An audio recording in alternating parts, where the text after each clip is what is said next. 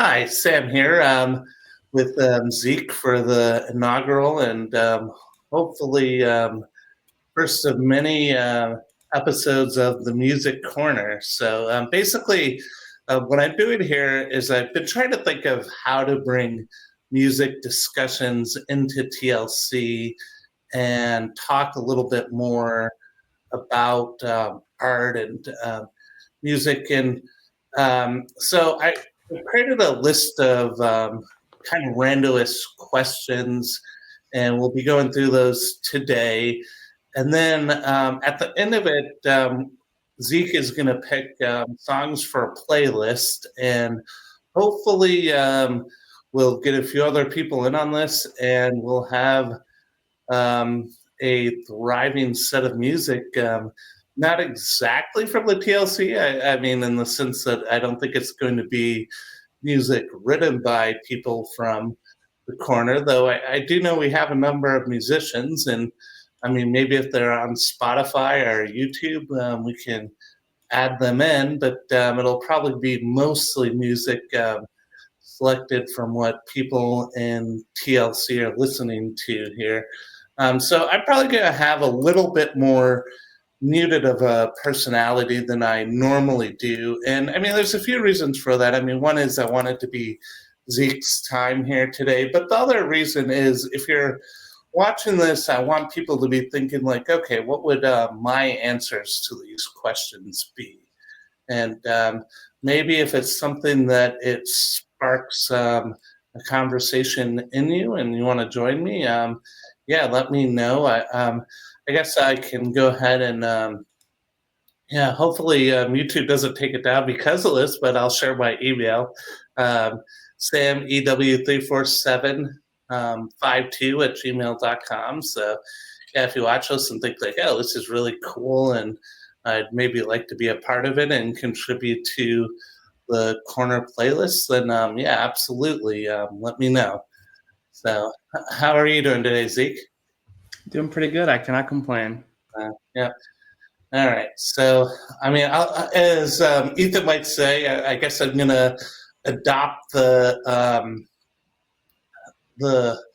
host persona now.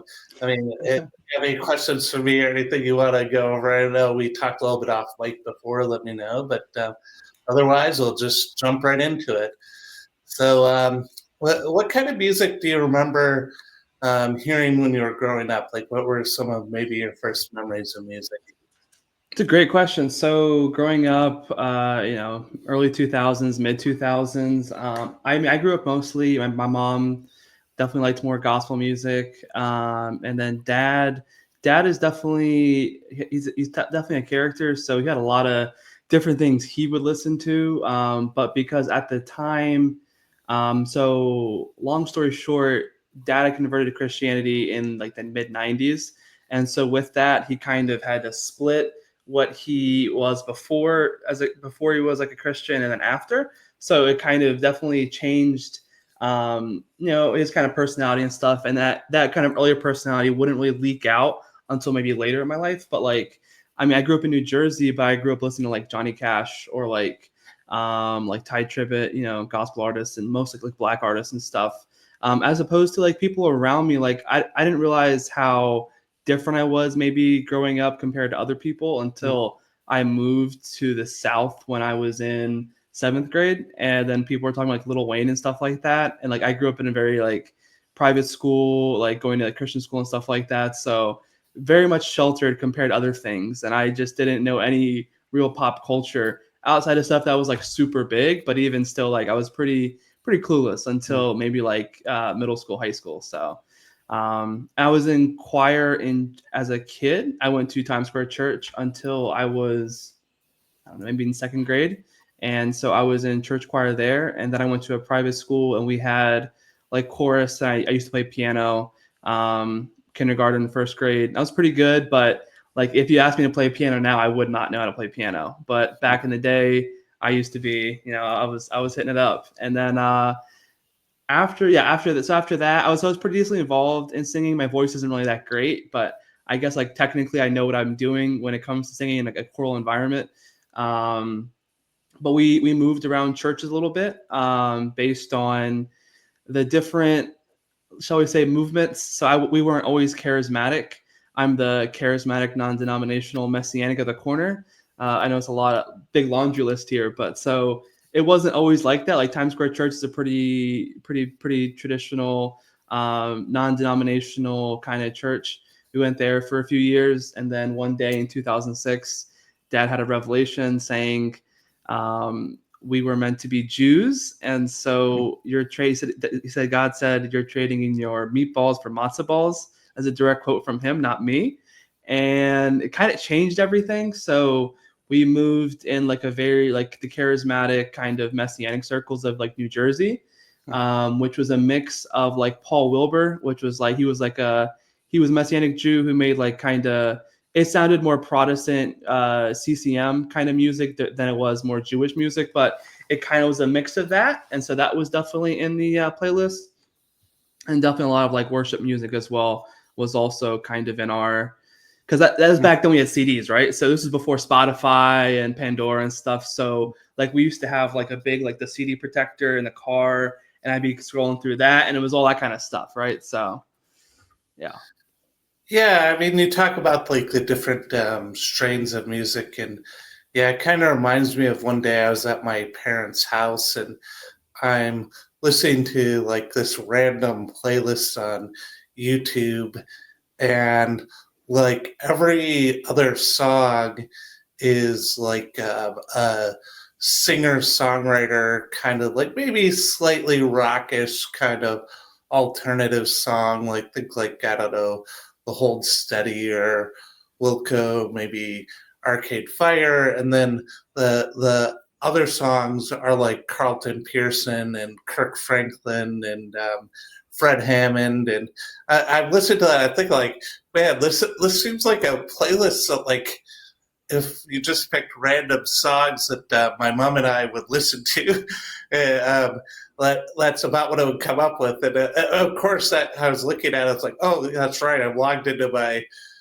parents' YouTube account, so that's exactly what I'm listening to. So yeah, I definitely can kind of relate to that. I mean, even though I mean the churches that I, for the record, grew up in were majority white. I mean, they were Pentecostal churches, so there was a lot of that kind of like choir kind of like R&B soul kind of influence kind of music that was definitely in the air. So yeah, I could definitely relate to that. And yeah, for the record, Johnny Cash probably has the highest like approval rating among my extended family for whatever that's worth.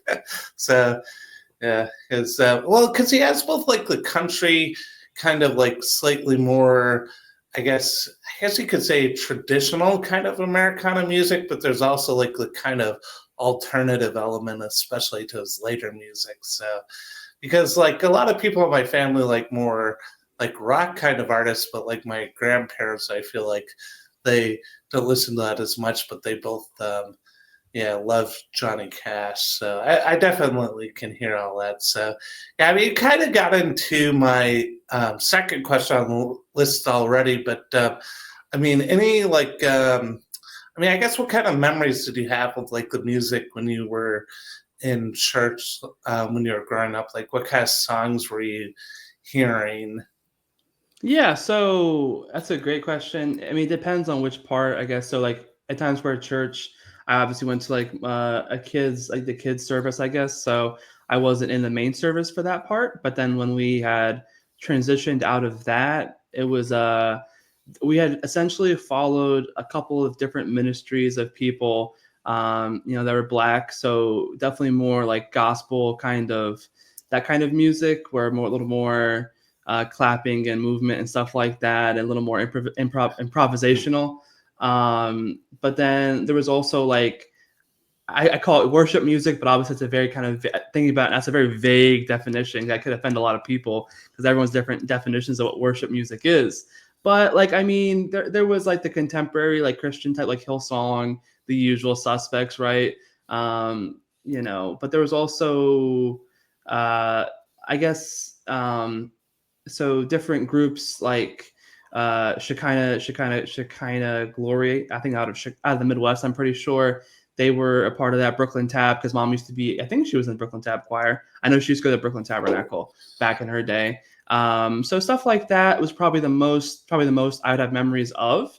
So and then that's going up until I guess moving down here to South Carolina, and then we went to a couple of churches around here when we moved down here. But because of my parents they had a very obviously specific theology that doesn't really comport with the people around here. So we did end up going to a church in Fort Mill, South Carolina, near the great Mecklenburg County region, I forget what you call it, Mecklenburg. What did you call it? Well, it was a phrase from my brother who lives in Charlotte, Mm. the great country of Mecklenburg. Yes, the great country of Mecklenburg. Yeah, so Yeah. Morningstar Ministries out there in Fort Mill, and we went there for a few years, which was definitely they had their own in-house like music team and stuff like that. They worked with people like Don Potter, so definitely a little more. Uh, it still sounded, I guess, like the traditional like CCM kind of sound, but with something a little extra on it. So that's how I would kind of classify that in terms of my music experience within the church. Okay. Yeah. So, yeah, no, I know I was thinking a bit about the music out here growing up. And I mean, a lot of the churches I'm familiar with, I think the sort of Hillsong or um, elevation worship, Bethel kind of music is kind of taken over.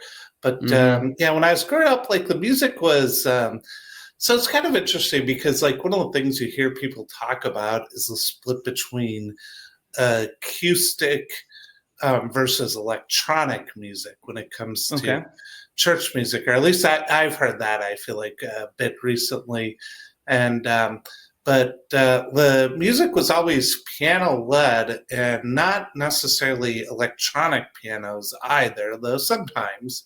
But it would also have like bass elements to it. So, I mean, it'd be not all of it was, but a lot of it would be kind of adaptations of spirituals. So, like, I don't know if you've heard the song like "Can't Nobody Do Me Like Jesus." Like, that's a song Mm-hmm. that was definitely played a fair amount in some of the churches where I was growing up. So, yeah, I don't know. I do think, I don't know what you think about this, but I do kind of think it's a shame the way kind of Christian music has standardized a bit in the last like 20 years. Because I do feel like you go, especially to Protestant churches, and I guess according to Mark, even because I guess the Catholic churches he's going to are playing Hillsong. I Disgusting. mean, yeah, I guess like music's kind of become standardized a little bit, and but I don't know. I guess in some ways maybe that's well, I don't know. I guess if people know the songs, that's good, but I don't necessarily know if that's happening or not. So. Yeah. So, I mean, when you got a little bit older and like you're getting into like middle school, high school years, and you were maybe listening to a little bit more of your own kind of music, like what kind of things were you into? So, like the first, I think, change for me, I went to a private school for 1 year here in South Carolina, a Christian school, and then they had introduced me to Lecrae, so a Christian rapper, and like that was really the first time like that. My dad does not like rap at all. So, it's not that she doesn't like rap; she's just not really. It's not her thing. So I was never really. I was always kind of. I saw it as something like bad, I guess. I remember vaguely like watching like hurricane what was it the in New Orleans Hurricane Katrina coverage on TV. I remember that Kanye thing. I watched it live in class because we were just watching like a benefit thing or whatever, and I remember the Kanye hates George Bush hates black people thing. That's like I knew Kanye, right? Like that's like a figure. And I remember like Yeezus being in Best Buy, like the CDs, but like that was really my only exposure to like rap or anything. So Lecrae was my first exposure to like listening to rap, and I was a big fan.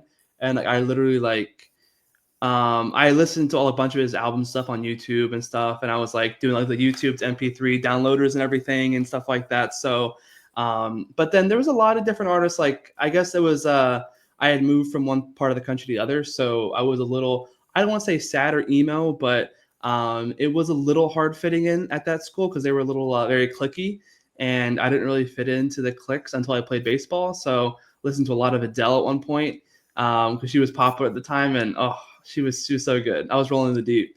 But that was like, I don't know. So I kind of got into more like the pop music at that time, which of course I'm nostalgic. So I'll say, oh yeah, the pop music was so good when I was growing up, right?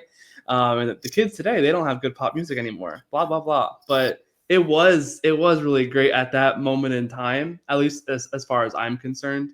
And then I listened to like a lot of like Christian rap, like Andy Mineo, Lecrae, all the Reach Records people from the Midwest, all different kinds. And then as I hit like I guess high school, that still kind of was kind of the same for that.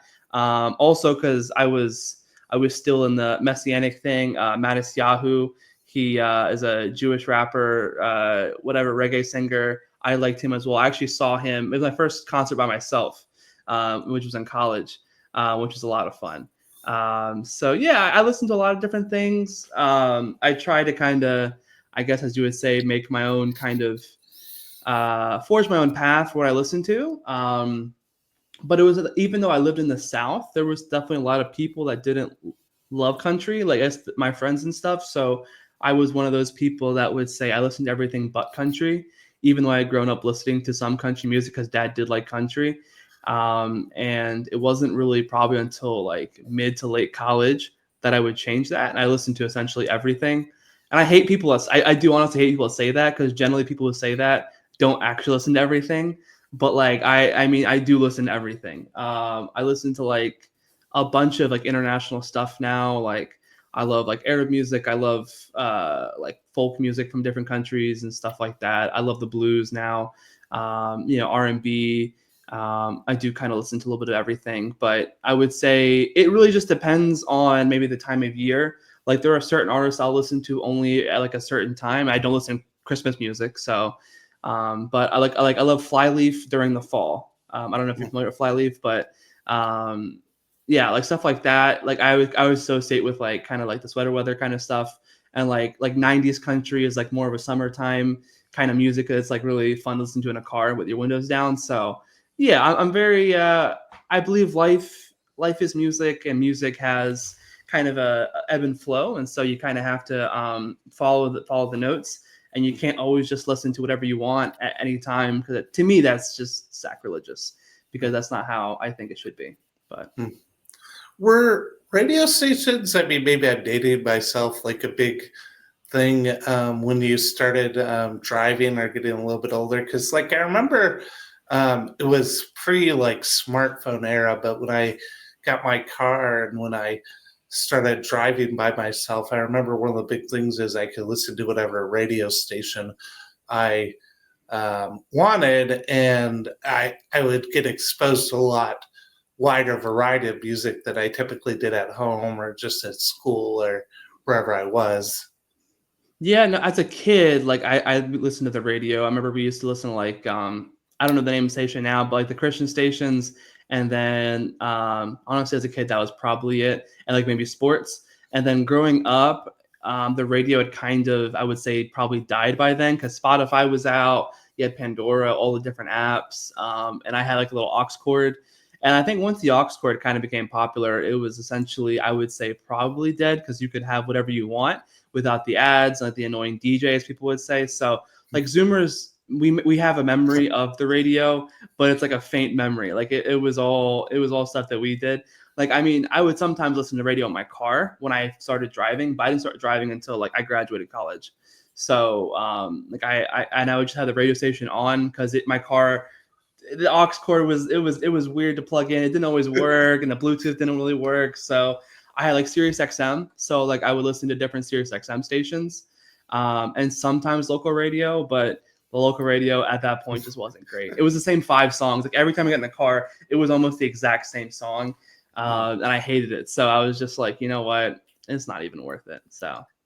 Yeah, I probably haven't honestly programmed the radio in my car for like the last 10 years. And Mm-hmm. yeah, but I mean, I do like remember, like, for example, listening to a lot of the classic rock stations when I started Mm-hmm. driving and really enjoying that stuff. But at the same time, I mean, I graduated high school in, gosh, 2004, and I feel like those stations, they haven't updated their playlists in basically the last over 20 years now. Right. And like even like artists who I don't know have made like popular music during that time, like I don't know, U2 or Springsteen, who are on their like playlists, they still haven't like added their new music at all, it seems. But yeah, Hmm. but no, I'm with you on that.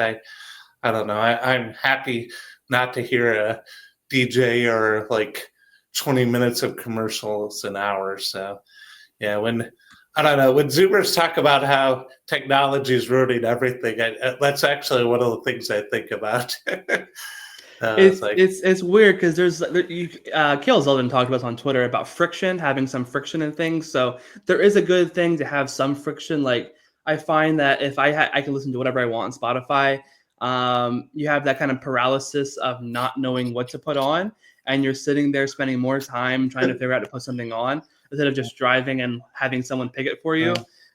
So in some cases, yeah, I think the radio is a good thing, but like the ads and stuff are usually they definitely tend to kill it. So it's just one of those things where I do appreciate the innovation, yeah. but there is something to what we lost.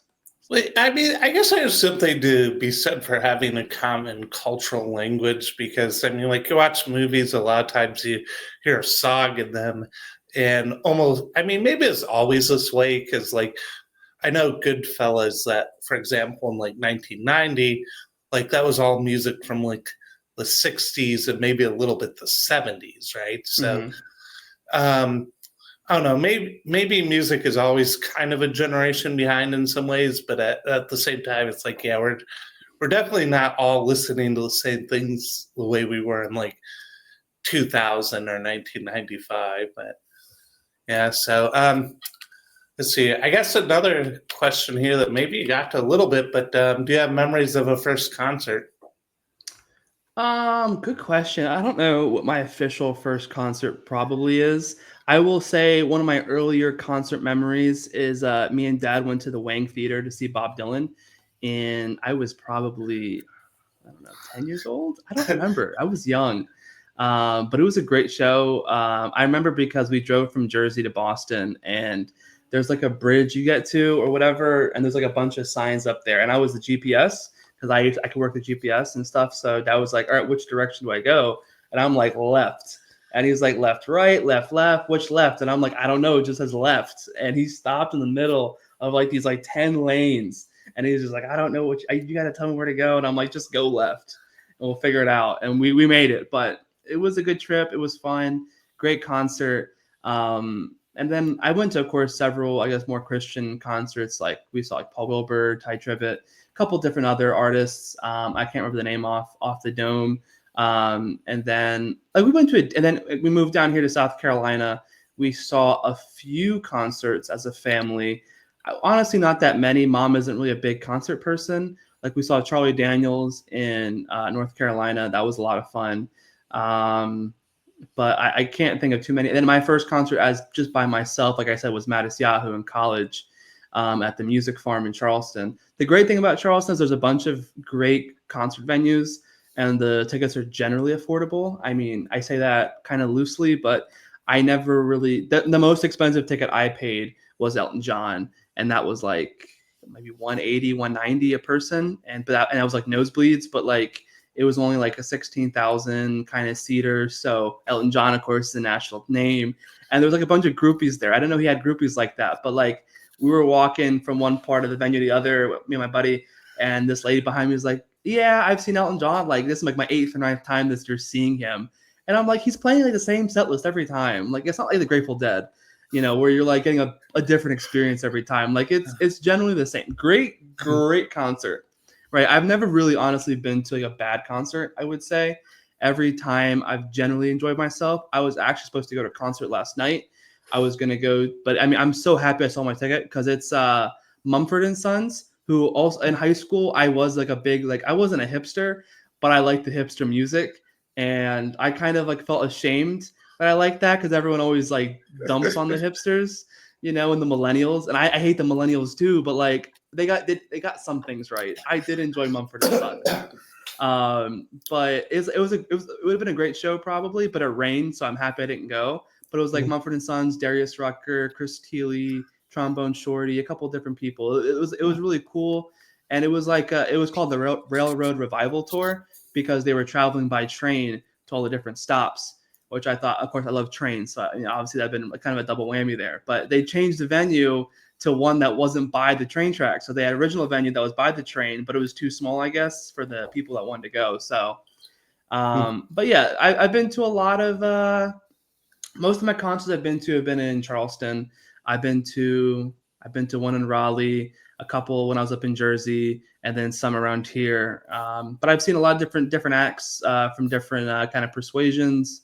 Like I just saw Bob Costello a couple weeks ago. That was supposed to go, but he couldn't make it. And so like everybody there was like 55 and up. And I was like the only 20-year-old something. And everybody's like, wow, what are you doing here? Like, with a bunch of old fogies like us. And I'm like, it was supposed to be me and Dad. He couldn't make it. But I'm sorry, Elvis Costello, not Bob Costello, Elvis Costello. I'm sorry. I completely ruined I was that. honestly wondering who Bob Costello was. Yeah, no, Elvis Costello. Okay. And he did all his like old hits and stuff, which was really fun. Cool. But yeah, so yeah, I've seen a lot of different acts and a lot of different venues. Haven't had any like bad experiences. I've never been in a mosh pit, thankfully. Like my cousin from Jersey, she was a mosher. And so I guess I got like some of my also cultural experience growing up from like my cousins because they were secular.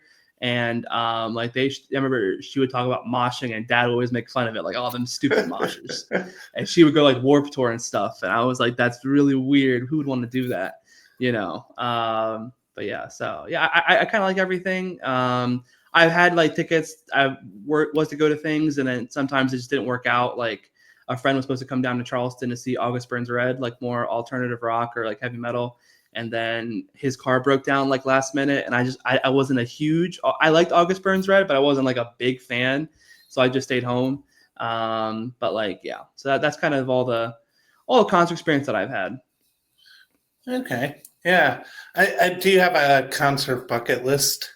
Like anyone you really want to see that you haven't? Yes, I do have a bucket list of people I want to see. I was supposed to see 2 of them this year, but like an idiot, I was too slow on the draw to see Sierra Farrell. She's going to be in Asheville, and I literally had that like marked for months, and I said, I can wait to buy tickets. Not a big deal. And I looked yesterday, and it was all sold out, and the resale was like $180 for like $40 tickets, and I'm like, that's criminal. That's just hate. And so I'm seeing Kingfish this year. I'm very excited for that.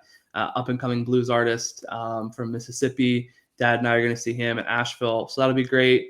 Tedeschi Trucks was on my bucket list, and I saw them with Dave W., also a fellow Cornerite, and that was just a great experience. I got to meet somebody I've only talked to online, and I got to go to a concert that was really awesome. So that was great. I have a couple others that I would like to see. I think I have it written down somewhere. I don't know if I've changed it or not because like my tastes have sometimes changed, and I know some people don't tour anymore.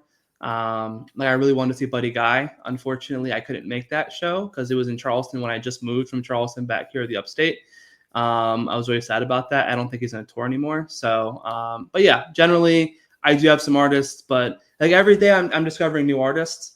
Like you said with the radio, the good thing about the radio was there was discovery, right? Like they are putting something in your ears that you may not have heard before.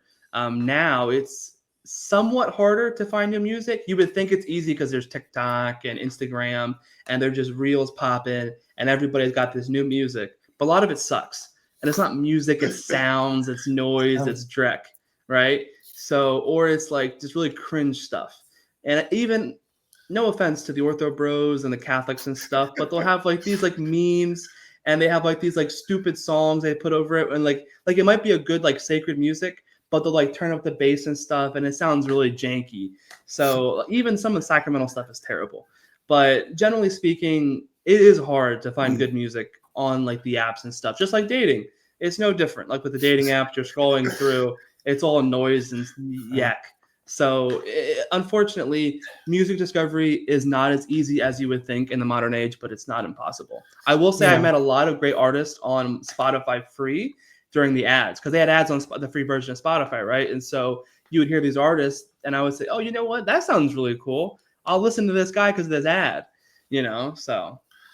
Yeah. Well, I mean, the thing about artists, if you would hear them on the radio, is that they probably are reporting, or probably are like putting out an album, or they're touring, they're trying to do something where they're promoting their music. So, I mean, sometimes you hear artists on Spotify, or at least I know I do.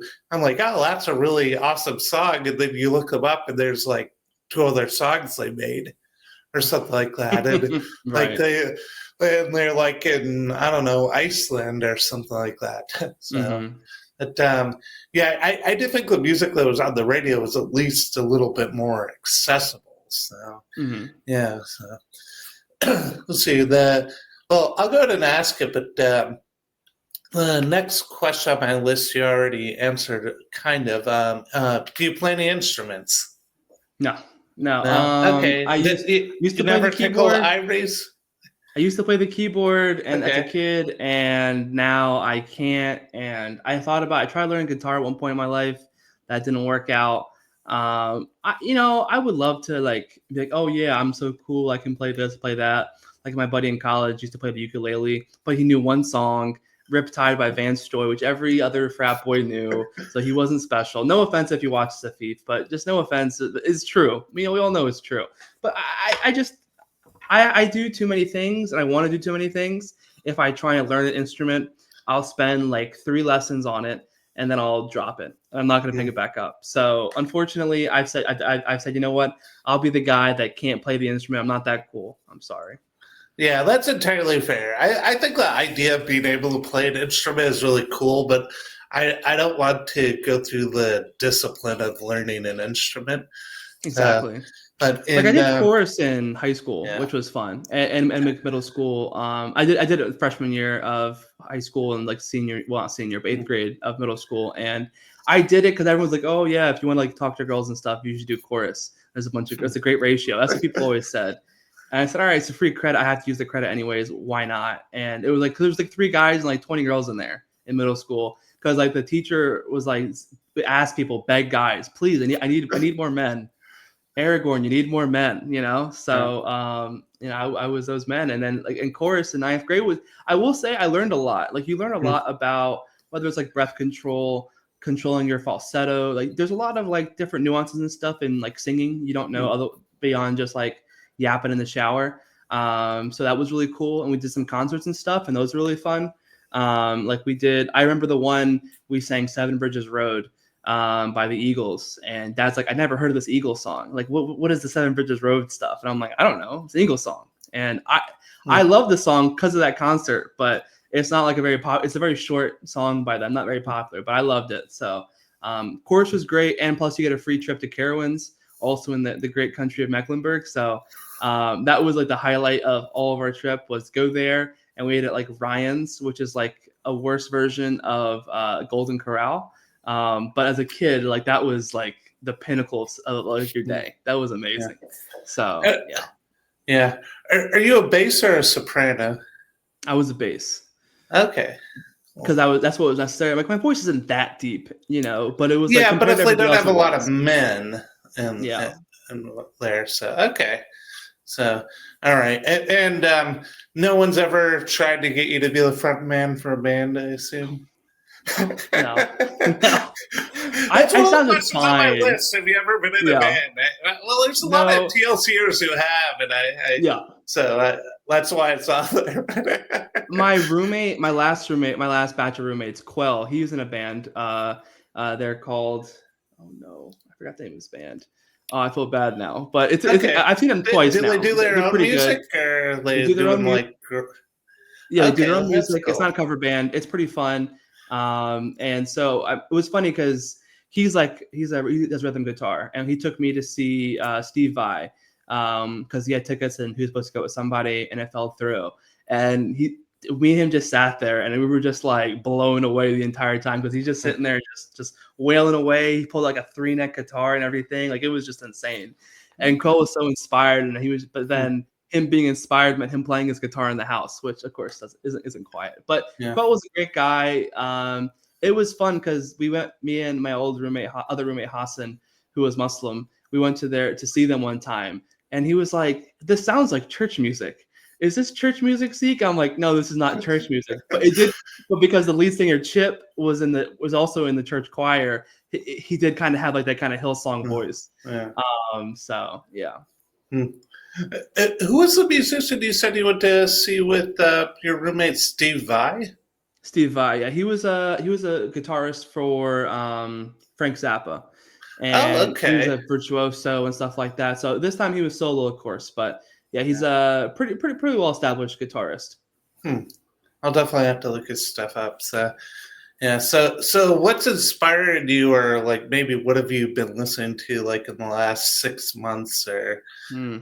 year or so? Like Yeah, I've been in really the getting you blues, going. man. Okay. This smile is, I don't know why I'm smiling so much today, but I've mostly I've been listening to a lot of blues. So I've recently, who have I recently discovered? A couple, well, I would say there hasn't been any recent discoveries so much Hmm. as I've been listening to like Samantha Fish, Tedeschi Trucks, Jim Messina. Well, he's not really blues, but Joe Bonamassa, like a lot of like Stevie Ray Vaughan, like a lot of old school blues and some newer school blues, but mostly old school blues. The blues thing started when I was in my last couple years ago. I was working on a book that I'm still in the process of writing, which will probably take another 2 years or so.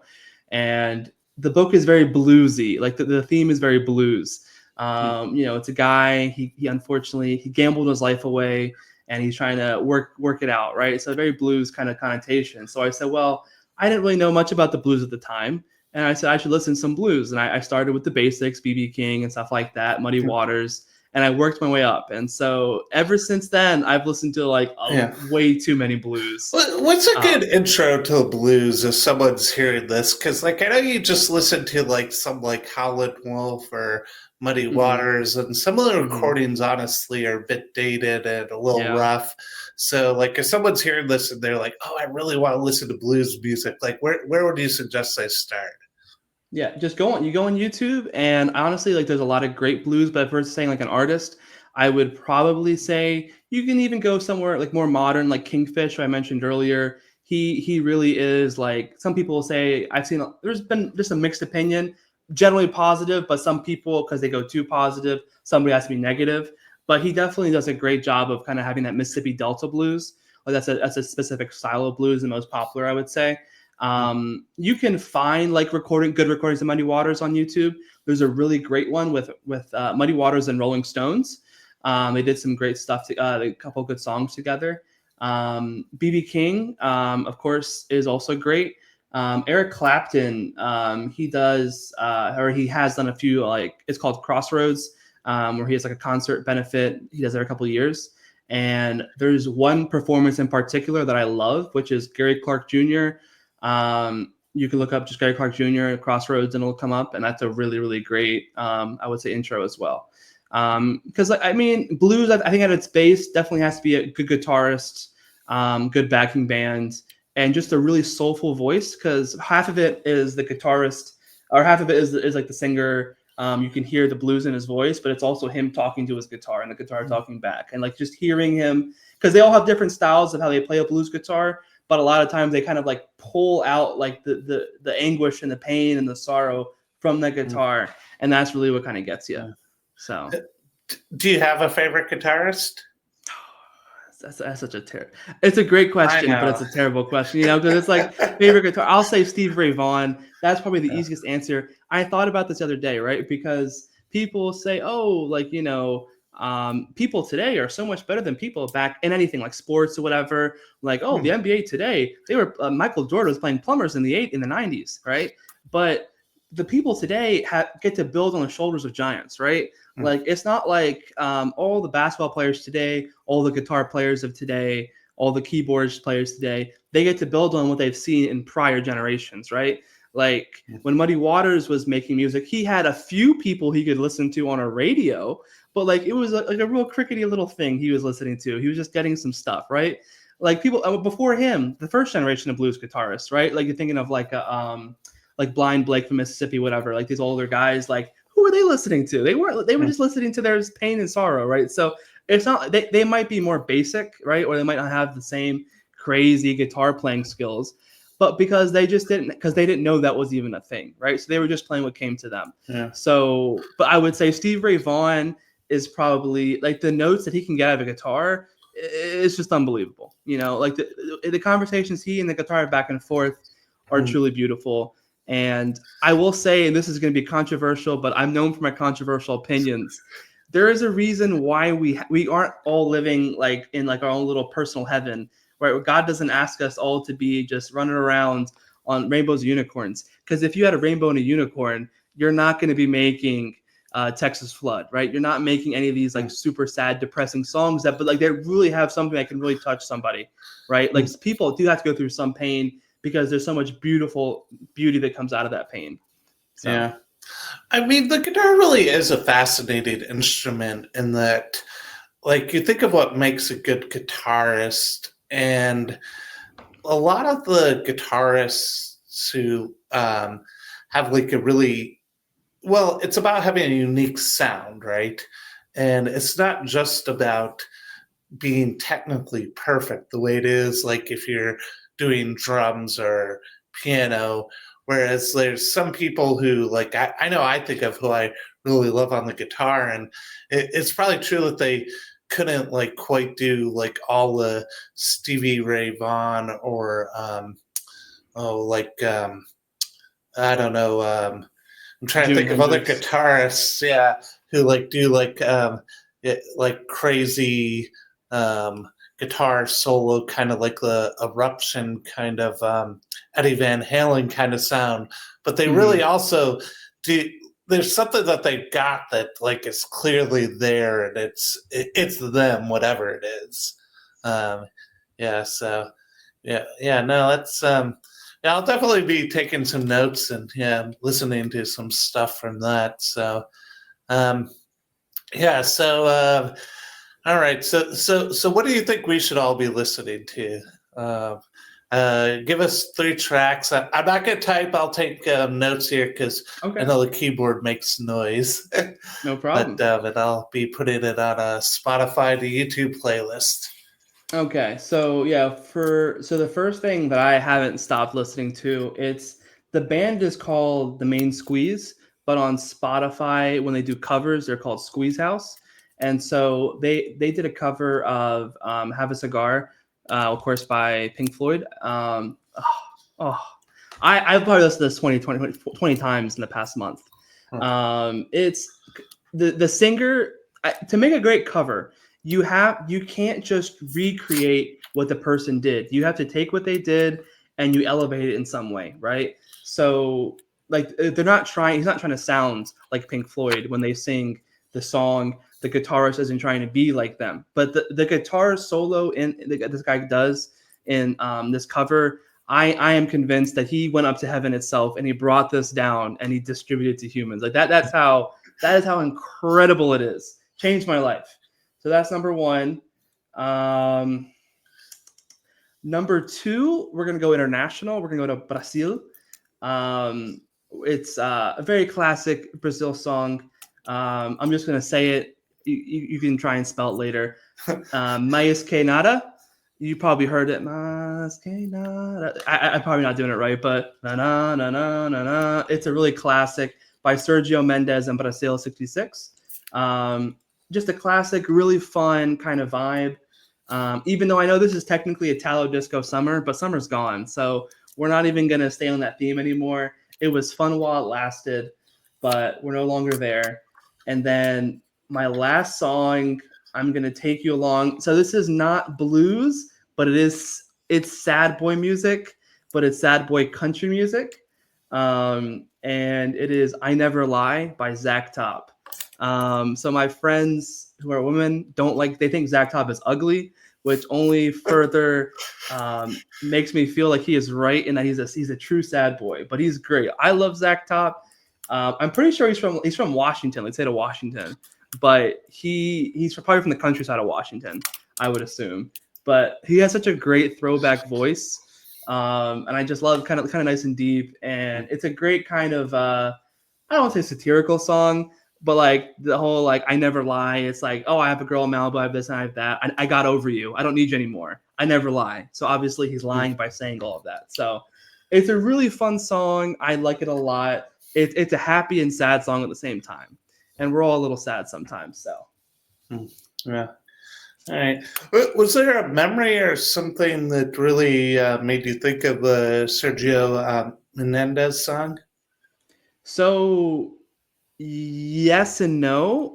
I've kind of I would say spiraled, but I've been on this thing about the Brazilian soccer player Kaká.